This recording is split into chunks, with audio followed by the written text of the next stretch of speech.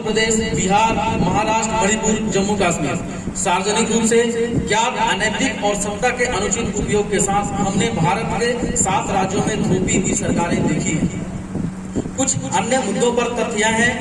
हम भारत के लोगों ने पिछले दशक के दौरान तानाशाही तरीके से हिंसक और संवैधानिक उल्लंघन और नीतियों और कानूनों को अनुचित तरीके से थोपे जाने को देखा है, जिसमें कुछ इस प्रकार है: एनसीसी, एनआरसी, 3 काले किसान कानून, श्रम कल्याण कानूनों का निरस्त करना, संसद में बिना चर्चा के धारा 370 को हटाना, बाबरी मस्जिद विध्वंस केस, बजट सत्र में प्रक्रिया में बदलाव, LIC, रेलवे, BHL, हवाई अड्डे, सेना, अग्निवीर आदि का निजीकरण, ट्रिपल तलाक, अगड़े वर्गों के लिए 10% आरक्षण, पुलवामा हमला, SC/ST अत्याचार संरक्षण अधिनियम में संशोधन, राष्ट्रीय शिक्षा नीति 2020, जाति आधारित जनगणना को वापस लेना, सेवानिवृत्त मुख्य न्यायाधीश को संसद सदस्य बनाना, भारत निर्वाचन आयोग की संरचना में परिवर्तन, योजना आयोग को खत्म करना, प्रवर्तन निदेशालय का दुरुपयोग, मंत्रालय और विभिन्न स्थानों के नाम में परिवर्तन,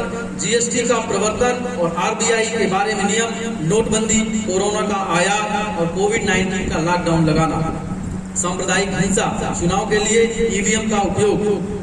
यह सूची और भी आधिकारिक और भेद हो सकती है साथियों। अनुचित संवैधानिक संशोधन जो है साथियों, संविधान में अनुचित और बिना मांगे संशोधन लाने का नाटक लंबे समय से जारी है। यह भारत के संविधान के साथ विश्वासघात और धोखाधड़ी के अलावा और कुछ नहीं है। वास्तव में यह सर्वोच्चता, नस्लीय शुद्धता और तानाशाही के सिद्धांत में विश्वास करने वाली संविधान विरोधी ताकतों द्वारा उठाए गए संविधान के विरुद्ध जैसा लगता है। उपरोक्त तथ्यों को देखते हुए हमारे सामने संविधान में विश्वास न करने वालों के संविधान विरोधी कृत्यों के बारे में अपनी जनता को शिक्षित करने का एक बड़ा काम है। दूसरा, उन्हें लोकतांत्रिक और संवैधानिक मूल्यों यानी सार्वभौमिक मानवीय मूल्यों को बनाए रखने के संवैधानिक कर्तव्य की जिम्मेदारी लेने के लिए तैयार करें और उन्हें जागरूक करें। भारत के संविधान के मुख्य वास्तुकार बाबा साहब डॉक्टर भीमराव अंबेडकर द्वारा भारत के संविधान को अपनाते समय उनके वक्तव्य को जरूर समझेंगे। हमें यह नहीं भूलना चाहिए कि आजादी ने हम पर बहुत बड़ी जिम्मेदारियां डाली हैं।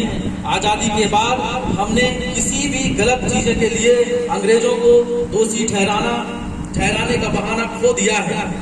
इसके बाद चीजें गलत होती हैं तो हमें दोष देने वाला कोई नहीं होगा अपने आप को छोड़कर। यदि हम उस संविधान को संरक्षित करना चाहते हैं जिसमें हमने लोगों के लिए और लोगों द्वारा सरकार के सिद्धांत को स्थापित करने की मांग की है, तो आइए हम संकल्प लें कि हम अपने रास्ते में आने वाली बुराइयों को पहचानने में ढिलाई नहीं बरतेंगे। देश की